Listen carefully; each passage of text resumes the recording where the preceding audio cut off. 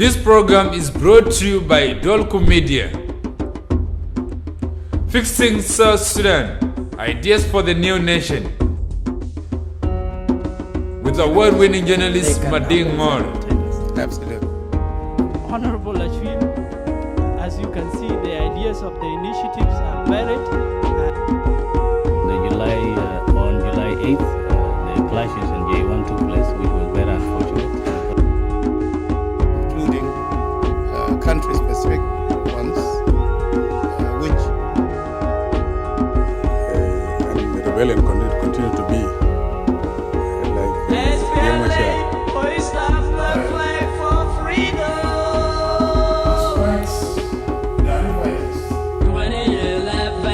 Fixing South Sudan, ideas for the new nation. Hello and welcome to Fixing South Sudan, your ideas for building the new nation. I am Adingo. This week on Fixing South Sudan, we evaluate the South Sudan-China relations.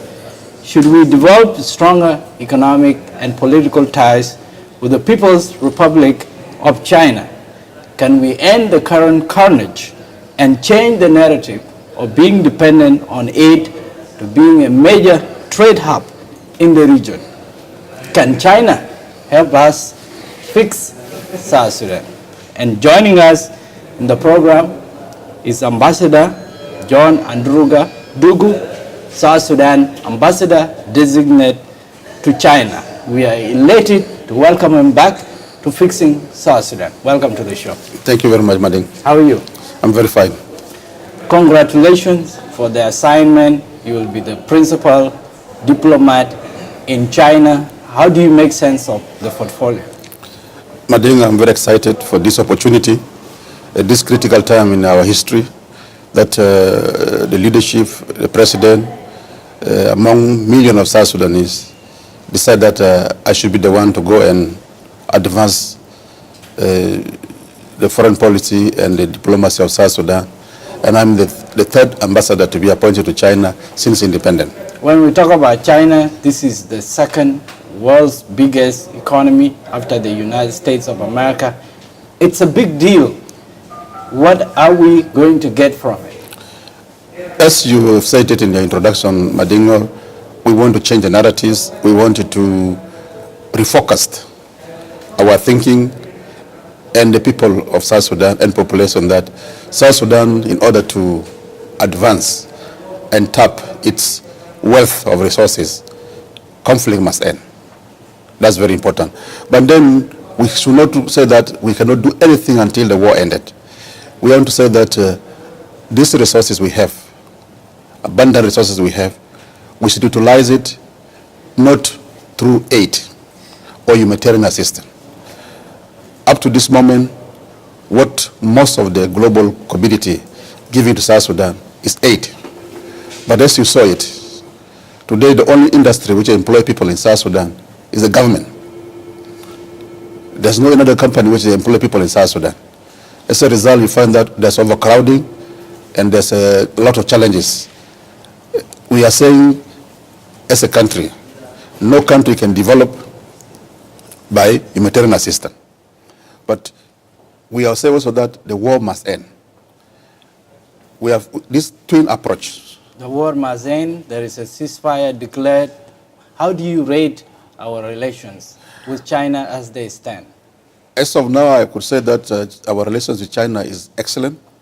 And what we want to do now is that to consolidate this relationship and refocus it, I say again. I use the word refocus because up to now, what we are getting from China is aid, what they call China aid. If you see any project undertaken here in South Sudan now, up to this moment, is through China aid. I can mention a few of them. It is, if you look at the airport, no, they're not the airport, but the hospital. Those who are not in Juba, Juba Hospital is in a few months to come, will be a different thing altogether. That project is done by China aid. But we're saying that in order for South Sudan to move forward, Mading, to tap its resources, we must have infrastructure. Attract investment. Yes, we must have infrastructure. You cannot talk about development when you have 32 states and there are no roads connection. So my priority as ambassador designate is to refocus the attention that we want to China-South Sudan relations to be win-win. Win-win in the sense that we are looking at a business opportunity for China. China should see South Sudan as opportunity for investment destiny. And we are saying to China that, look, we are South Sudan. We have A, B, C, D items. And you come to us, we do it purely on win-win basis. It is not we are going to look for sympathy to China. I think this must be underlined. We are not going for sympathy. We are going for opportunity. Today, China is the only country in this planet which is supporting Africa in terms of pulling Africa from the ground to where it is. If you look at any infrastructure development in Africa, name it, from Ethiopia to Mozambique to Kenya to any part of South Sudan, look at Rwanda, which is a very special case in Africa, from genocide to where Rwanda is today. This would not be possible without Chinese technology, Chinese investment, Chinese commitment. There is already some Chinese presence in South Sudan. About 140 companies are registered in South Sudan. Some have disappeared because of the bleak economic conditions. But the biggest being the China National Petroleum Company, CNPC, which is a major stakeholder in our oil. They have been losing about $2 million daily since the oil drops. So China has been operating in South Sudan, and our main export is the oil, and China gets the bulk of it. So what do we get from it? Well, I'm saying to you that the oil you refer to, when China entered this oil venture, it didn't enter at the time when there was peace in Sudan. Chinese companies, the Malaysian companies, and others who are in this oil company now, they came when there was war. There was no peace.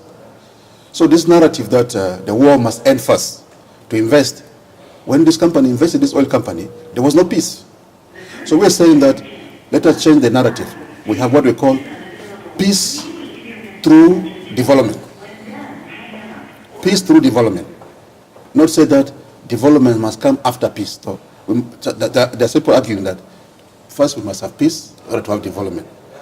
But what I'm saying is let us have development, let us have peace through development. Development must act as a catalyst to bring peace. Madinor, so many millions of youth are idle today. Those youth act as a fuel for conflicts. But if they are development, they are involved in infrastructure work, they are involved in agriculture work, they are involved in mining works, their mindset will change. They will have no incentive to be recruited by politicians who are greedy, interested in using the youth as a ladder to climb to power. So we're saying that let us have development to end the conflict. In this regard, we have to focus on infrastructure. My priority is ambassador designate.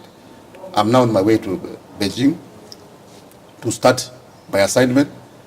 In that focus, there are key important event coming soon. In September, the entire Africa will be in Beijing to attend China-Africa Summit.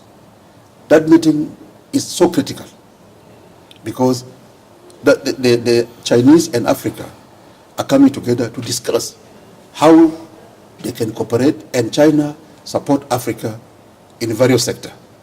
Infrastructure is at the center of it. So we as South Sudan, what is our ratio we are getting out of it? Should we upgrade our relations with China, both economic and political? Yes. Before even in other words, we have to look eastward more rather than westward. It is not a matter of looking eastward. It's a matter of deciding on what is our interest. Before even I take off my assignment, I want to congratulate and thank the President for upgrading our relationship with China to the level which I should let the people of South Sudan know.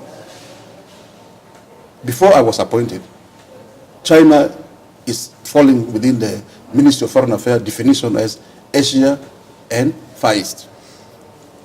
But since my appointment, the President directed upgrading this relationship, whereby we now have China Department or China desk in the Ministry of Foreign Affairs. What does that mean? In the entire history of South Sudan since independence 2011, we have no particular country which have a separate department except Sudan. And Sudan have a department because of the history we have with Sudan. Now we have even this department, which is called China department, have even higher priorities. How is it? In the Ministry of Foreign Affairs, we divide the countries or the globe into the region. We have Europe, we have Asia, we have Middle East, we have Africa, and these regions, in the Ministry of Foreign Affairs, there is a Director General, which is the senior ambassador heading that department. Now, here we have China department, which is headed by Director General. And so on and so forth. And how is it going to change the narrative of aid to trade? This is very important. This brings focusing. If they bring focus, this department will be focusing only about China. We have thousands of our people. So what? Going to China. If it focuses on China, yes, so what? I'm coming to explain to you. You see, China has offered us opportunity for training. This training, we need to refocus the content of this training. We don't want people to go there just for tourism to see China and come back. We want our people who are going there, we must focus on the content. If Madingon go to China as part of this China assistance for capacity building, Madingi must go and first of all benefit from this training. The area which they are going to, you're a journalist. You should go and benefit exposure through your area field of expertise. And at the same time, get exposure to China. But when you come back, that experience you gain, apply to South Sudan. Let people benefit from it. Use that experience to fix South Sudan. Now, let me understand who is not doing what. Is it South Sudan that is not reaching out more to China, or is it China not doing it? In what term? In terms of being able to change the narrative and moving ahead with the development agenda you are talking about. What is unfortunate for us is that shortly after independence, we got independent 2011, 2013, we have this unfortunate situation. This situation has shifted focus there was a lot of activities preparing, even if you know that in that year, 2013, there was a big conference done here, opportunity for investors to come in. We are already focusing on attracting investors. Now, when it came to 2013, December, all those expectations has evaporated. Now, since then, we went to slippery ground. Now, all the focus is war. Let there be peace first. Nothing's happening. Our partners in the Western world pull all development assistance and say that we're only giving you humanitarian. Now, that alone has not helped the situation.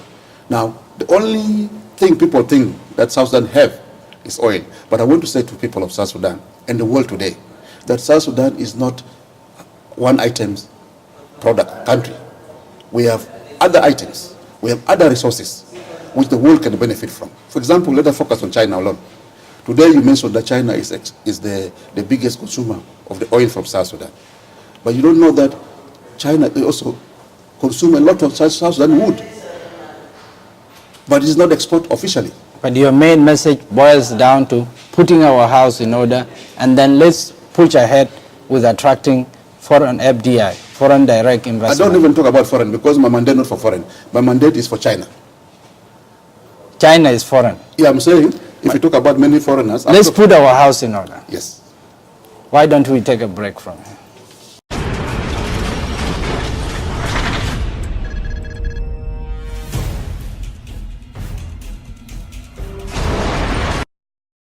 Welcome to Duku Media Services. We have so many services for you, such as video production, camera hiring, sound system hiring, event management, passport photo, stand-up comedy, printing, drama, music, dance, multimedia, and photography. Duku Media Services, our culture, our pride. Welcome back to Fixing South Sudan, your ideas for building the new nation. I am Adingor, and with us is Ambassador John Andruga, Duku, the South Sudan ambassador designate to China. And before the break, we talked about how South Sudan is more than the oil. What can South Sudan offer to China? I want to say that the South Sudan is not one resource country. Oil is one now, which everybody knows it. We have different type of minerals, which still need to be tapped. We have agriculture, we have forestry, we have livestock, the list go on. But then it is so important for this country to define its priority. What is our priority as a country? As far as development is concerned, our priority number one should be road. Road is the top priority for us. Electricity is a top priority. Food security is a top priority. Now, if we talk about oil itself, we produce oil, we import oil because we don't have infrastructure to get this oil from the production area to the biggest consumption area, which is Juba. That's the biggest city in the whole country. Can China be convinced to underwrite our development? I have no doubt about it, because China have done it in other countries. Why should not do enough in South Sudan? Given the fact that some country where China is now undertaking major infrastructure work does not give anything back in return to China. But meanwhile, we have to give back. That's why I say our relationship with China should be win-win relationship. It is partnership. It's a business. It's not aid. That's what I want to say. Now, we're saying now, look at Africa Union, Madingor. You've been to Addis, I think. If you've been to Addis, look at that infrastructure, Africa Union. It's not built by European Union. It's not built by United States of America. It is the political donation of China to cement relations with Africa. That's why that complex is started. China does not give aid with the political string. You have seen the rise China donate to the people of South Sudan. There was not political string to it. They did not put the logo of China on that humanitarian assistance. There is a political humanitarian assistance and there are true humanitarian assistance. So we accept humanitarian assistance from any corner of the world. But we're saying that South Sudan cannot move forward with humanitarian assistance. Those who are willing to work with us as a country to tap our resources and on a fair basis, we will work with them. And therefore, China is a leader, as you said in the beginning, economic power with the capacity of growing. We are convinced about the potential of China, yes. But what are you asking the people of South Sudan and your government to do to upgrade the relations with China and for China to be convinced that South Sudan can possibly or deserves a Marshall Plan? Offer opportunity for China to invest and engage Chinese business sector to see that there is opportunity in South Sudan. Indeed, there is opportunity. I just saying that timber, for example, China is the biggest consumer of mahogany, for example, and forest products. These forest products, which they are getting now, have been smuggled from South Sudan by some business group and racketeering groups and some criminal, in fact. They are coming and cutting this timber, smuggle them through Uganda to Kenya and put in container, take them to China. But why do we do that? We can do this officially through proper export, meaning that we must meet environmental requirement of the country, plant the trees, and make sure that you harvest the tree such a way that you plant without destroying the country. But what these racketeers are doing, they just go and cut and smuggle it out. Now we're saying that that forest alone, if we do it properly, with the proper procedure, Chinese embassy is here, proper license obtained, company come here through our legal process, obtain the licenses, get this timber, and export them properly so that it enter into our GDP. If we look at the Chinese investment in the country critically, there's very little accountability about what they are doing in the oil field. We have the environmental disaster that we have seen in some areas, and it seems that the Chinese companies, in the estimation of others, some analysts, that they have taken South Sudan for a ride. So what do we need to do to benefit more from Chinese investment? I will not say taken South Sudan for a ride. I say you should also look at circumstances and the background in which the oil infrastructure was developed. I say in the beginning, it was developed at the peak of the war. There was no government of South Sudan at that time. There was no Republic of South Sudan at the time. There was Republic of Sudan, and that's what happened. What we're saying now is we want to balance that. Balance the environmental concern with the economic interests of South Sudan. I think we can manage both. What we're saying now is that's why I was saying, let us change these narratives. Let us engage in the win-win opportunity for us. We have to refocus ourselves, adjust our position, and be part and parcel of the global community, but also as Africa. We must approach our relations with South Sudan, China, as part of Africa. We also approach as part of East Africa, because we are a member of East Africa. In this current global society or community, you cannot go lone ranger. You must work within the context of the regional bloc. We approach China as East Africa. We approach China bilateral as the Republic of South Sudan, so that we as a country show to people of China there is opportunity, that the oil which they are getting is from South Sudan, not from Sudan. What is your impact going to be as ambassador, designate, and possible ambassador to the People's Republic of China? No, I am not. It's not possible, ambassador. I have been accepted. I have a grimo and everything ready. I'm just on my way to China to assume this official. I don't pretend that I'm going to perform miracles, but I'm saying that let us focus on this objective which I'm just stated. And with this objective, I am confident, I think, that the relationship with China, the benefit of this relationship will be win-win for the people of China and people of South Sudan. Above all, His Excellency the President Salva Kiir is coming to China in September. I want to announce this officially, because he's officially invited to participate with the other peers within Africa in the China-Africa Summit. Can China fix South Sudan? I am confident in this, but I want to say this, Badin. We have to have a development plan for South Sudan. You cannot expect to get cake from this bigger cake China is offering for Africa when we don't have our own development plan. We have Vision 2040. Vision 2040, so many events have taken place. We have to adjust the Vision 2040 to take to reality the unfortunate situation of the time lost between 2013 and up to now, so that we refocus Vision 2040 to the time frame which is appropriate, and combine this with development plan, and then extract our priority. In South Sudan, everything is a priority because we're starting from zero. Now, this everything is a priority. We must have priority of priority. We must say, after so many priorities, what is our priority? Because you cannot present all these priorities for commitment with any partners. I'm not saying that we refocus our commitment only to China. We can also talk to other members of the international community, people who are willing to work with us, people who are not put in politics. They're willing to help us get our current economic situation. We want people who are telling us that, yes, we understand your situation, but we are changing the narratives. But with people who continue to sing the song that humanitarian assistance, nothing we can do, humanitarian assistance.